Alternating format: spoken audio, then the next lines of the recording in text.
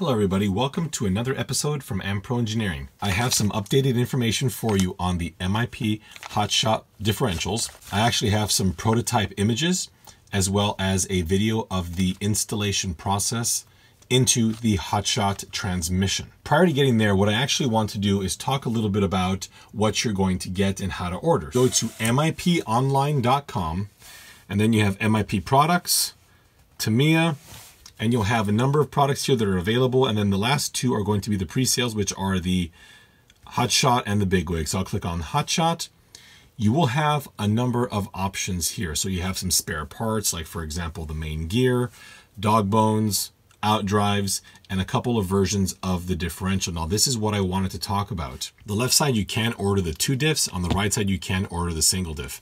What is very important to note is, and I think oftentimes this is not really noticed, but this does come with 4 MIP, well, they call it MIP bone, but it's the dog bones, 2 in the front, 2 in the rear for the Hotshot. These are going to be lightened aluminum dog bones as opposed to the ones that come with the car. You'll also in here notice the complete bill of materials. For example, you're going to get 4 flanged bearings, 2 at the front, 2 at the rear for the new out drives to ride on, because it's going to replace the Hotshot's factory bearings.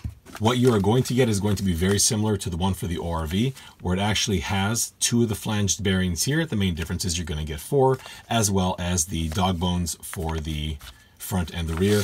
You're also going to get the tool that's going to be required to modify the transmission case. In terms of performance, what you're going to expect is exactly the same as the ball differential that is on the ORV cars from MIP.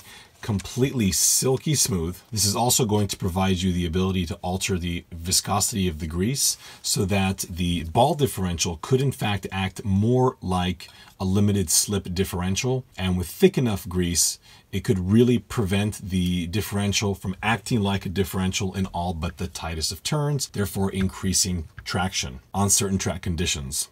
We have about 1 week left on this pre-sales, but at this point here, let's go ahead and take a look at the prototypes and the installation video.